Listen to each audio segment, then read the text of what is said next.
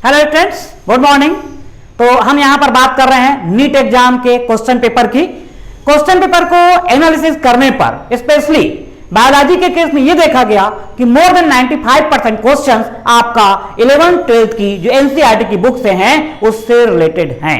मतलब हम ये मान सकते हैं कि एनसीईआरटी की बुक को यदि बहुत अच्छे तरीके से रीड किया जाए या उससे रिलेटेड जो भी कॉन्सेप्ट हैं उनको क्लियर किया जाए तो हम नीट एग्जाम बहुत ही इजी वे में क्लियर कर सकते हैं। तो इसी के बेस पर जो क्वेश्चन पेपर है उसको एक्सप्लेन करते हुए साथ ही आपका जो एनसीईआरटी की 11th क्लास की बुक है, हम यहां पर जो तैयारी कर रहे हैं 11th क्लास की एनसीईआरटी को पहले कवर कर रहे हैं, उसके पश्चात हम लोग जाएंगे 12th क्लास की एनसीईआरटी में। कुछ वीडियोस मैंने पहले भी बना करके डाला हुआ है और आज हम यहां पर पढ़ेंगे माइकोप्लाज्मा। तो यदि हम एनसीईआरटी बुक की बात करते हैं 11th क्लास एनसीईआरटी की बुक, उसमें आपका माइकोप्लाज्मा के बारे में केवल 3-4 पॉइंट लिख करके खत्म कर दिया गया है और हम ये मानते हैं कि ऑलमोस्ट क्वेश्चन हमारा वहीं पर से कवर होगा। लेकिन यदि कुछ एक्स्ट्रा जान जाते हैं तो ये गलत नहीं है, कहीं ना कहीं ये हमारे लिए बेनिफिशियल हो सकता है। तो आइए सबसे पहले हम देखते हैं आपका क्वेश्चन जो आपका नीट एग्जाम 22 में आया हुआ है। ये क्वेश्चन हमारे पास है स्टेटमेंट बेस पर है। स्टेटमेंट आपको दिया हुआ है, दो स्टेटमेंट यहां पर दिए हुए हैं। पहला स्टेटमेंट बोल रहा है mycoplasma can pass through less than 1 micron filter size. मतलब ये बोल रहा है आपका कि 1 माइक्रोन फिल्टर साइज को क्रॉस कर सकता है माइकोप्लाज्मा। तो आपको ध्यान रखना है कि माइकोप्लाज्मा का जो साइज है ये लेस देन 1 माइक्रोन होता है। इसका साइज क्या होता है? लेस देन 1 माइक्रोन होता है। मतलब पहला वाला जो स्टेटमेंट है यहां पर बिल्कुल सही है क्योंकि 1 माइक्रोन के फिल्टर को क्रॉस कर सकता है। तो पहला स्टेटमेंट यहां पर सही है। लेकिन ये जो स्टेटमेंट आपका साइज वाला दिया हुआ है ये मे बी एनसीईआरटी बुक में आपका नहीं दिया हुआ है, लेकिन अपने को मालूम होना चाहिए। क्यों मालूम होना चाहिए? क्योंकि माइकोप्लाज्मा हम क्या पढ़ते हैं? Smallest living organism. माइकोप्लाज्मा को हम क्या पढ़ते हैं? Smallest living organism. तो स्मॉलेस्ट लिविंग ऑर्गेनिज्म होने के कारण इसका साइज अपने को क्लियर होना चाहिए। तो इसका साइज ध्यान रखेंगे लेस देन 1 माइक्रोन होता है और ये 1 माइक्रोन का जो फिल्टर होगा उसको क्रॉस कर सकता है। ये स्टेटमेंट सही है। सेकेंड स्टेटमेंट आपका लिखता है यहां पर आपका mycoplasma are bacteria with cell wall. ये स्टेटमेंट गलत है। आपको ध्यान रखना है कि माइकोप्लाज्मा में सेल वॉल नहीं पाई जाती है। तो सेल वॉल नहीं पाए जाने के कारण ही इसको मतलब एक निश्चित आकार इसका नहीं होता, डेफिनिट शेप इसका नहीं होता है। क्योंकि आपने सेल वॉल का फंक्शन पढ़ा होगा।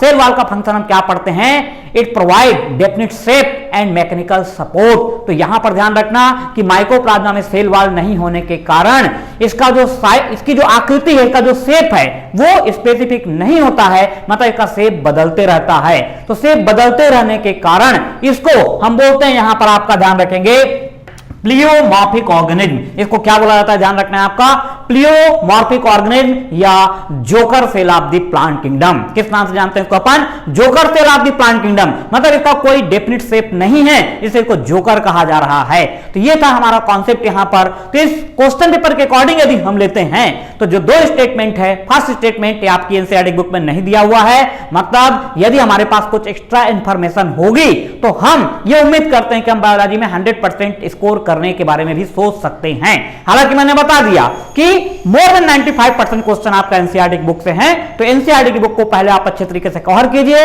और उसके बाद यदि आपको कुछ एक्स्ट्रा पॉइंट मिलते हैं तो को कवर करने का प्रयास कीजिए। तो मेरा उद्देश्य यही होगा यहां पर, स्पेशली एनसीईआरटी की बुक को हम कवर करें और साथ ही साथ कुछ एक्स्ट्रा इंफॉर्मेशन भी आपको प्रोवाइड कर सकें जिससे कोई भी क्वेश्चन आपका वहां पर मिस मत हो। तो ये कॉन्सेप्ट हमारा क्लियर हो गया। ये था माइकोप्लाज्मा से रिलेटेड जो क्वेश्चन आपका एग्जाम में आया। अब हम देखते हैं माइकोप्लाज्मा के बारे में और क्या क्या। Mycoplasma is also known as PPLO. Mycoplasma को और हम क्या बोलते हैं? PPLO, pleuro pneumonia like organism.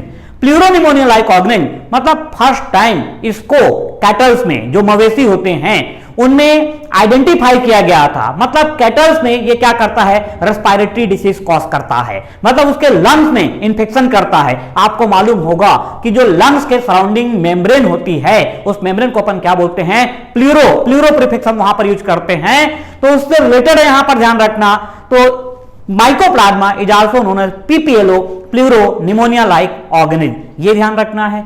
दूसरा आपने ये ध्यान रखना है कि भाई जो माइकोप्लाज्मा है इसको हम मोनेरा किंगडम में सम्मिलित किए हैं। क्यों सम्मिलित किए हैं, ध्यान देना, जो क्वेश्चन पेपर आपका आया हुआ है मोस्टली जो क्वेश्चन वो स्टेटमेंट वाले हैं कि केवल मतलब कितने स्टेटमेंट आपका यहां पर सही है, केवल 1 और 2 सही है या 2 और 3 सही है। तो ये आंसर एग्जैक्ट हम कब दे पाएंगे, जब हमारे पास एग्जैक्ट इंफॉर्मेशन होगी, या जो पॉइंट हमने पढ़ा हुआ है कंपैरेटिव या एनालिसिस करके उसको हमने पढ़ा है, तभी हम एग्जैक्ट आंसर दे सकते हैं। तो यहां पर देखिए कि माइकोप्लाज्मा को हम मोनेरा किंगडम में क्यों सम्मिलित किए हैं, तो ध्यान रखना कि मोनेरा में किसको रखते हैं हम, यूनिसेलुलर प्रोकैरियोटिक। तो आपको माइकोप्लाज्मा में एक कैरेक्टर दिखाई देगा, माइकोप्लाज्मा क्या है आपका कि यूनिसेलुलर प्रोकैरियोटिक है, मतलब प्रोकैरियोटिक के जो कैरेक्टर हैं वो ये रिप्रेजेंट करेगा।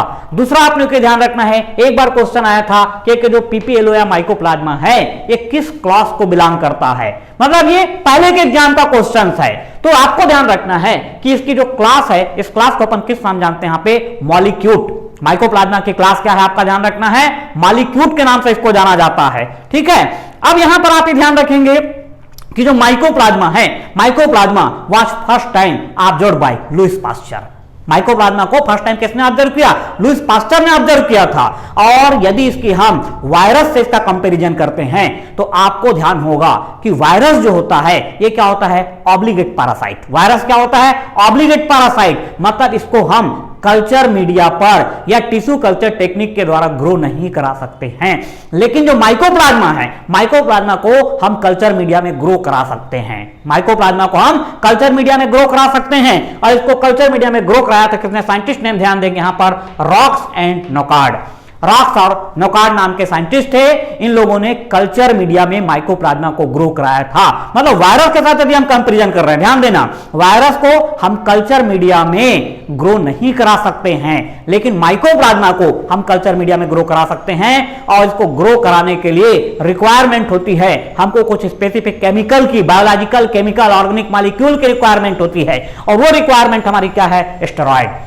पहले एग्जाम में क्वेश्चन भी आता था कि माइकोप्लाज्मा को ग्रो कराने के लिए क्या चाहिए, तो आप ध्यान रखेंगे steroid is necessary for growth of mycoplasma in culture media, मतलब इसको हम कल्चर मीडिया में ग्रो करा सकते हैं। अब यहां पर ध्यान देना, एनसीईआरटी बुक में जो दिया हुआ है कि माइकोप्लाज्मा में क्या है, सेल वॉल क्या होती है, एब्सेंट होती है। तो यहां पर ध्यान रखेंगे ये माइकोप्लाज्मा में सेल वॉल एब्सेंट है। आपको ये जो लेयर दिखाई दे रहा है 1, 2 एंड 3, ये जो 3 लेयर दिखाई दे रही है ये प्लाज्मा मेम्ब्रेन की है। मतलब पहले क्वेश्चन बनता था कि how many layer of plasma membrane in mycoplasma, तो आपको ध्यान रखना माइकोप्लाज्मा में 3 लेयर्ड प्लाज्मा मेम्ब्रेन होती है। ये इसका 3 लेयर्ड प्लाज्मा मेम्ब्रेन हुआ। इसके अलावा आपको ये दिखाई दे रहा है आपका इसका सर्कुलर डीएनए। सर्कुलर डीएनए आपको ध्यान है ये प्रोकैरियोटिक का कैरेक्टर है।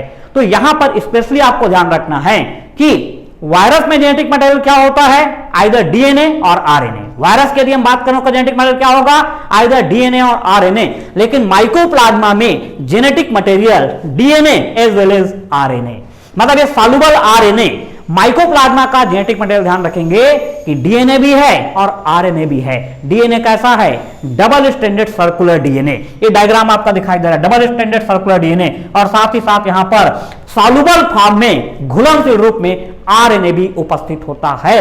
मतलब यदि हम कंपैरिजन करते हैं, वायरस और माइकोप्लाज्मा का कंपैरिजन हम कर रहे हैं, तो आपको पॉइंट मैंने क्लियर कर दिया कि वायरस को कल्चर मीडिया में हम ग्रो नहीं करा सकते हैं, लेकिन माइकोप्लाज्मा को कल्चर मीडिया में ग्रो करा सकते हैं। वायरस का जेनेटिक मटेरियल क्या होता है, आइदर डीएनए और आरएनए, लेकिन माइकोप्लाज्मा का जेनेटिक मटेरियल क्या होता है, DNA as well as RNA.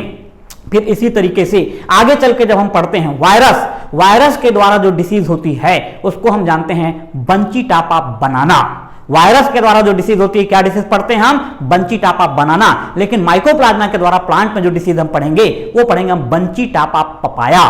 तो ये दोनों के कंपैरिजन के बेस पर जो एग्जाम में क्वेश्चंस आते थे उसको मैंने क्लियर किया। साथ ही आप ये ध्यान रखेंगे कि जो एनसीईआरटी की बुक में दिया हुआ है कि मतलब it cause disease in plant as well as animal, तो आपको ध्यान रखना है कि माइकोप्लाज्मा प्लांट में डिसीज करता है। कौन कौन से डिसीज है, तो पहले एग्जाम में जो क्वेश्चन आता है बहुत common question, witches broom of potato. Witches broom of potato ये प्लांट में होने वाली डिसीज है, आगे चल के उसके बारे में आपको बताऊंगा।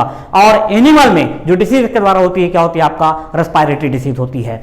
फिर आप ये ध्यान देना कि इसमें सेल वॉल प्रेजेंट नहीं हो पाने के कारण पेनिसिलिन जो एंटीबायोटिक है इसके अगेंस्ट इफेक्टिव नहीं होती है। पेनिसिलिन एंटीबायोटिक कहां पर इफेक्टिव होती है? पेनिसिलिन एंटीबायोटिक वहीं पर इफेक्टिव होगी जहां पर सेल वॉल होगा, क्योंकि सेल वॉल के साथ बॉन्ड फॉर्मेशन करके पेनिसिलिन एंटीबायोटिक अपना रिस्पांस देती है। और माइकोप्लाज्मा में सेल वॉल नहीं होने के कारण पेनिसिलिन एंटीबायोटिक इसके अगेंस्ट इफेक्टिव नहीं होती है। इसके लिए हम यूज करते हैं टेट्रासाइक्लिन एंटीबायोटिक को इस्तेमाल किया जाता है। ठीक है, तो ये सारे पॉइंट्स हैं हमारे यहां पर। दूसरा आप ये ध्यान रखना कि माइकोप्लाज्मा मतलब जो आपका एनएरोबिक कंडीशन में भी सर्वाइव कर सकता है। माइकोप्लाज्मा क्या है आपका? एनएरोबिक कंडीशन में भी सर्वाइव कर सकता है। ये एनसीईआरटी बुक में आपका लिखा हुआ है। तो आपको ध्यान रखना है कि ये है एक्चुअल में क्या है, ये एरोबिक है। माइकोप्लाज्मा है क्या? एरोबिक बैक्टीरिया, मतलब ऑक्सीजन की प्रेजेंस में रहता है। ये ग्राम नेगेटिव बैक्टीरिया है। कैसा बैक्टीरिया है आपका माइकोप्लाज्मा? ग्राम नेगेटिव बैक्टीरिया है। और ये आपका ऑक्सीजन की प्रेजेंस में सर्वाइव करता है या रेस्पिरेशन करता है, लेकिन विदाउट ऑक्सीजन भी ये सर्वाइव कर सकता है। तो मेनली है क्या? एरोबिक, लेकिन विदाउट ऑक्सीजन भी सर्वाइव कर सकता है। तो उस कंडीशन में इसको हम बोलते हैं कि आपका यहां पर ध्यान रखेंगे फैकल्टेटिव एनएरोबिक टर्म इसके लिए यूज किया जाता है। Facultative anaerobic. एक क्वेश्चन आता है, बहुत पॉपुलर क्वेश्चन आपका, जिसमें रहता है कि कौन सा बैक्टीरिया है जो ऑक्सीजन की प्रेजेंस में डेथ हो जाती है। तो वहां पर हम पढ़ते हैं क्लास्ट्रीडियम बैक्टीरिया। तो क्लास्ट्रीडियम बैक्टीरिया क्या है, ध्यान रखेंगे, ऑब्लिगेट एनारोबिक है। क्लास्ट्रीडियम बैक्टीरिया क्या है आपका? Obligate anaerobic. ठीक है, मतलब ऑक्सीजन की प्रेजेंस में उसकी क्या हो जाएगी, आपका डेथ हो जाएगी। ठीक है, लेकिन इसके साथ ऐसी नहीं है कंडीशन। तो इसको एक अलग से टॉपिक में आपको बताऊंगा कि फैकल्टेटिव एनारोबिक क्या होता है और ऑब्लिगेट एनारोबिक क्या होता है। इसको अपन नेक्स्ट ग्रुप में डिफाइन करेंगे। फिलहाल यहां पर ध्यान रखना कि एनसीईआरटी की बुक के अकॉर्डिंग जो आपको दिया हुआ है कि माइकोप्लाज्मा ऑक्सीजन की अब्सेंस में भी सर्वाइव कर सकता है। तो ऑक्सीजन की अब्सेंस में भी सर्वाइव कर सकता है, इसका मतलब क्या है, ये फैकल्टेटिव एनारोबिक कहलाएगा। क्या कहलाएगा आपका? ये फैकल्टेटिव एनारोबिक कहलाएगा। इसके अलावा आप ध्यान रखेंगे कि जो हमारा 5 नंबर क्लासिफिकेशन है उसका बेस क्या है, एक पॉइंट हम पढ़ते हैं, वो बेस क्या है आपका कि मोड ऑफ न्यूट्रिशन। तो आपको ध्यान रखना है कि माइकोप्लाज्मा कभी भी ऑटोट्रॉपिक नहीं हो सकता है। माइकोप्लाज्मा स्वपोषी नहीं होते हैं, ये क्या होते हैं, हेट्रोट्रॉपिक, या फिर हेट्रोट्रॉपिक के अंतर्गत हम पढ़ते हैं पैरासाइटिक। मतलब जो माइकोप्लाज्मा है वो हेट्रोट्रॉपिक न्यूट्रिशन रिप्रेजेंट करेगा। पैरासाइटिक है, इसीलिए ये प्लांट और एनिमल में क्या कर रहा है, डिसीज कॉज कर रहा है। ठीक है, इसके अलावा कुछ और पॉइंट अपन देखते हैं। वायरस के साथ कंपैरिजन हो गया, ऑब्लिगेट एरोबिक से कंपैरिजन का हो गया, और ये आपको कंप्लीट स्ट्रक्चर दिखाई दे रहा है माइकोप्लाज्मा का। तो ये माइकोप्लाज्मा से रिलेटेड जो डिफरेंट कॉन्सेप्ट थे उसको मैंने यहां पर एक्सप्लेन किया। और नेक्स्ट जो वीडियो रहेगा इससे रिलेटेड पॉसिबल ऑब्जेक्टिव क्वेश्चंस क्या हो सकते हैं वो मैं आपको एक्सप्लेन करने का प्रयास करूंगा। मिलते हैं नेक्स्ट।